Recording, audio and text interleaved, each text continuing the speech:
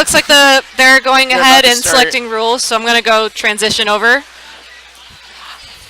So I don't know if you've heard about Caitlin's team, but it is a favorite team of mine. I refer to it as the Temple team. It has a wonder why. temple on it, and it's amazing. Do you know the password to his laptop? Oh, no, I don't. Crap, where did he go? Is he playing? Or- No, he said he wasn't playing today. Yo, Kyle, did you see where TJ went? Did you see where TJ went? TJ? We need the laptop password. Laptop. Someone go get TJ. Can you log in? Password's Mewtwo all lowercase. Mewtwo. All right, so here we go. Team preview is starting. Raikou is running Groudon, Xerneas, Smeargle, Kangaskhan, Talonflame, and Clefairy, whereas Caitlin is running the lovely Temple team.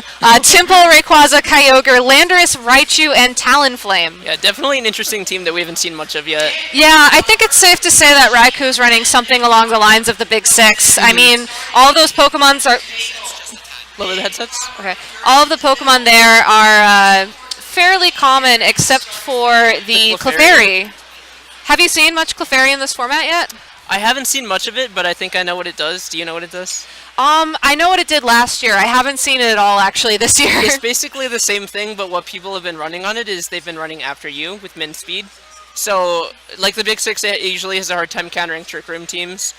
But if they were to just lead basically any of the Pokemon on the team with Clefairy, they can give Trick Room teams a run for their money. All right, so it's basically a Trick Room tech. In addition to maybe some Follow Me support for that Xerneas and... I don't know, I'm trying to remember what else it did last year, but... I mean, I'm assuming it's running Moonblast since it has a Xerneas next to it. Most likely, yeah. I guess it could also have Friend Guard as well, which would increase the bulkiness of its partners. Mm-hmm. All right, so we're going to see a Talonflame Raichu lead from Caitlin and a Xerneas and I'm going to Smeargle lead from Raikou. So kind of a standard lead for the Big Six, but not so much for that Talonflame Raichu. It's not a Temple. It really is not a Temple. Yeah, so we're going to see that the Talonflame does have Taunt.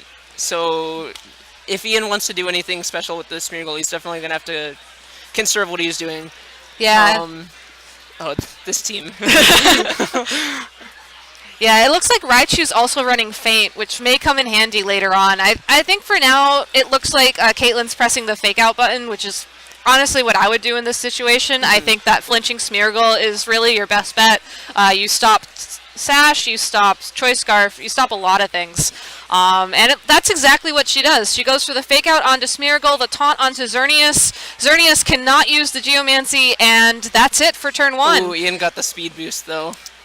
But his evasiveness fell. Maybe that's a fair true. trade-off. And I guess Caitlin can just Brave Bird the Smeargle next turn anyways, so it's not really bad for her. Yeah, I mean, it's hard to say for sure because she did flinch Smeargle turn one, but I would imagine that it would be it wouldn't be Choice Scarfed in this situation, so... Are we getting feedback on audio? Oh yeah, let us know if the audio's off, guys. Yeah. Just put it in chat. Yeah, Can't get Chrome up in the... That's alright. We're keeping an eye on chat, so please let us know about any technical issues. We're trying to fix them all today. So Okay. it looks like Xerneas will go away, and in its place, Kangaskhan will come out. And we're going to see a Spiky Shield from that Smeargle, confirming that it is most likely running Focus Sash and is not running Scarf. Talonflame will Brave Bird into the Spiky Shield, and Raichu actually flings King's Rock into what was the Xerneas spot. So not going to do a lot of damage, but it would have picked up a flinch. The accuracy boost. Oh my god. Okay, so everything is going to be hitting the Smeargle this game. That was definitely a really good turn for Ian. I think so, He yeah. got rid of the Raichu's King's Rock with nothing flinched, and then his Smeargle didn't take any damage either. People are saying audio is good. Alright, thank you guys so much for your feedback. Kangaskhan's going to Mega Evolve this turn. Do you think we're going to see a Fake Out? I think that you'd probably Fake Out the Talonflame in this situation, right? Yeah. I mean, that's what I would do. And that indeed looks like what Raiku's doing too. So, if Raichu can kill that Smeargle, it probably won't get Dark Void up, but it then has the because of speed boost. Smeargle's going to outspeed. And Dark Void will connect with both Pokemon, it looks like. So, unfortunately, I think it's nap time for Raichu and Talonflame.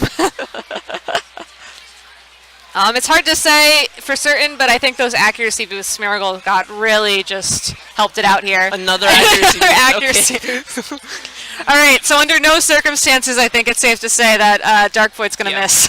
The turns have definitely gone so well for Ian, with the accuracy boost and the speed boost. So, like, usually if you get the speed boost, the other player can hope that you're going to miss Dark Void, but now that he's got the accuracy boost, there's just no way that Caitlyn's going to be able to do anything against it. Yeah, and Raiku's taking the safe play here and going for the follow me on Smeargle. Not that anything's going to wake up this turn, but really, when you're in this kind of position, the best thing you can do with Smeargle is just keep its partner alive until it needs to put things to sleep again, really. Kangaskhan goes for the return onto the Talonflame, picks up the KO pretty easily. Evasiveness. Okay, So it'll be back up to even, right? Because I think it's still -2 because I think it was 2 evasion drops. Oh no, wait, but it's a double boost. It drops 1, but then it Yeah. raises 2. Yeah. You're right, so it is back to neutral evasiveness. And we're going to see Rayquaza come out from Caitlyn's side of the field. Probably the Mega on this team, if I had to guess. I don't think she had anything else that can Mega Evolve. Yeah. There you go. Yes, it looks like she's just gonna double into the Smeargle. I think that's the best play for her. I mean, her win condition at this point really is to get rid of the Smeargle so she can start gaining back some momentum. Especially with Raichu asleep. Extreme Speed will connect with the Smeargle. That has to kill. Yeah, it does. Yeah. Good. Bye, Smeargle. No more sleep for you this game. Yeah, so Caitlyn's gained back some momentum. And Rayquaza actually reveals that it's holding a Life Orb, which will do a lot of damage if it gets the chance to attack next turn. It does survive, though. It survives with 7 HP, which means her only option is to Extreme Speed, assuming that Kangaskhan is running a Sucker Punch. She could risk the Dragon Ascent, but I think that Rayquaza probably is just... She needs to damage the Xerneas this turn. Yeah, she needs to pick up a kill on something this turn, I think, to have a good shot at winning. But then Ian could also predict that and then just protect the Xerneas and then do work with Kangaskhan, so... I mean, she does have Feint on that Raikou, but it looks like she's not going to use it. Instead, going for the Extreme Speed onto Xerneas as well as something. I'm not sure what.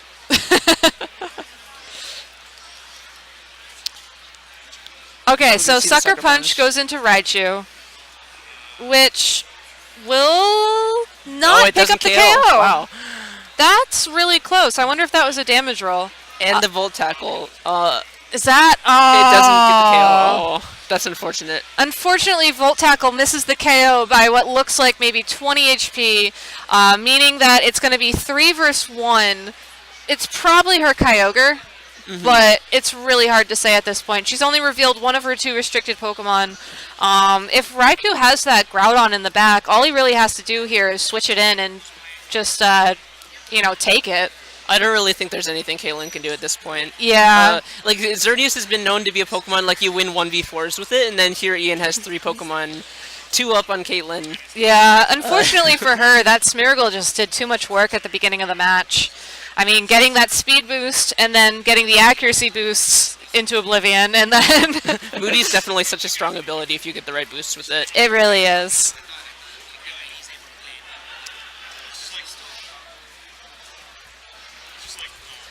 But hey, I mean, it's a fun team. I've had the opportunity to play with it a lot, and it's just unfortunate. I think a lot of players kind of get into this trap now, where like a Smeargle sets up, and then it's just like, well, that's it for me.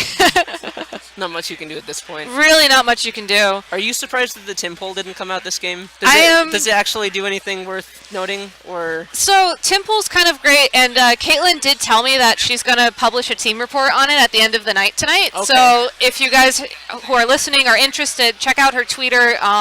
It's going to be posted on Nugget Bridge in their new like blog post format thing. Timpole's a lot of fun because it gets Swift Swim, so it means it goes really fast. It gets After You. It gets Endeavor, and then it also gets Icy Wind. Okay. So it's really a fun way to handle pretty much any kind of speed control you'd want to throw at it. I tend to use Icy Wind more than I rely on like Swift Swim After You, but I think that's more of a stylistic thing for me. I think it's just more consistent too, because if Tympole goes down, you can't really do anything about it. But, Exactly. You know, if you Icy Wind, they're going to be slower until they switch out. Yeah. All right. So Groudon's Precipice Blades will not pick up the KO on that Kyogre. It desperately tries the Water Spout with 11 HP left, Yeah, but she knew the game was over. the sunlight is just too Ian's strong. just gonna Geomancy again.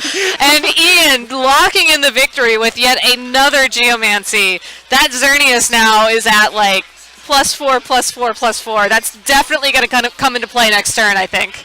Except it won't. Well, it doesn't have the power of anyways. So. Yeah. Yeah, so Ian's just going to take a very convincing victory over Yeah. Caitlyn.